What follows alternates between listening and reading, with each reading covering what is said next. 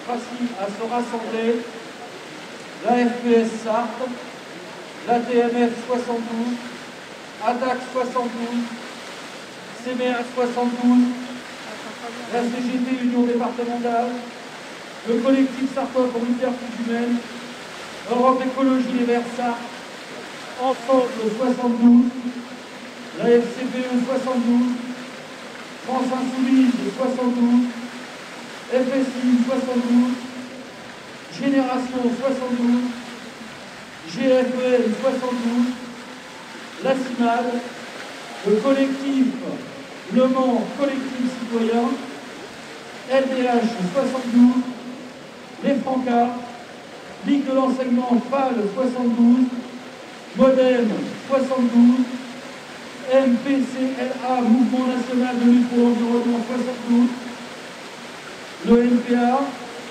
Parti de gauche, le Parti communiste français, RESF 72 et un ensemble de participants et de participantes à titre individuel que je ne nommerai pas tous parce que ça fait un peu long.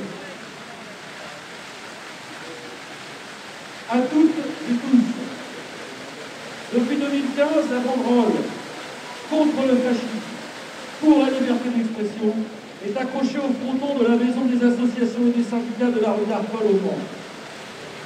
Comme en janvier 2015, après les massacres de Charles Hebdo et de l'Hypercacher, le collectif sartois Réagir pour la démocratie 72, qui illustre depuis 2013 la diversité des opinions citoyennes, hormis celle de l'extrême droite, a appelé à se rassembler après l'horrible assassinat du professeur Samuel Paty pour le même motif, contre le fanatisme, pour la liberté d'expression.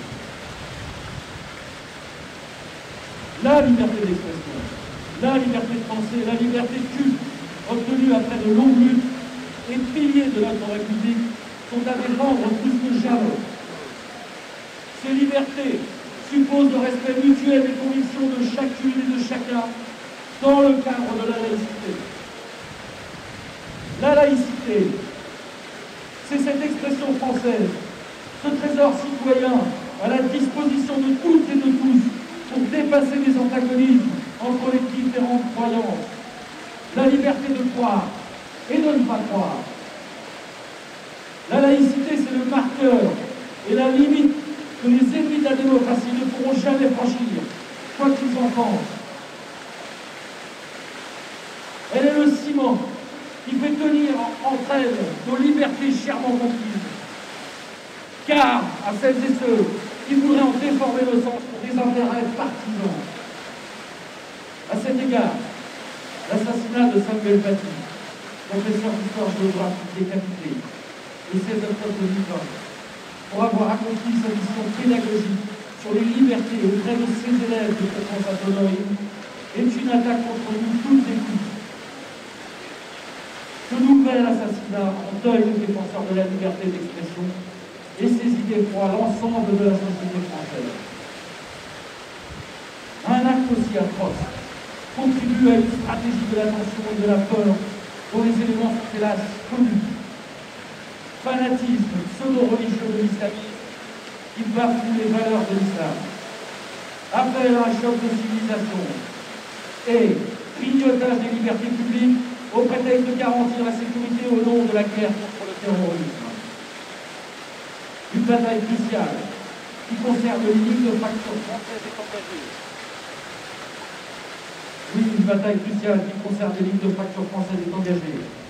Les incendiaires voudraient enraciner en Europe un clivage opposant entre les fractions de la population ethnique en fonction de leur origine, de leur culture et de leur religion. Or, le principal problème de notre société en mal de solidarité est que les inégalités se creusent de plus en plus et que les discriminations prospèrent. Dans ce contexte, former à la liberté de penser, au respect de l'autre et à la citoyenneté est décisif pour la démocratie. Tel est notamment le rôle des enseignants que nous tous, en l'État, devons soutenir pour former les citoyens de demain, à la connaissance à la connaissance et à l'esprit critique. Telle était la mission assumée par Samuel Paty. Pour honorer sa mémoire et poursuivre son engagement, nous ferons tout pour que les partisans d'une société émancipée et solidaire s'unissent, avec notamment les citoyens et citoyennes de confession musulmane, contre l'obscurantisme de l'islamisme mortifère. Refusons son piège infernal.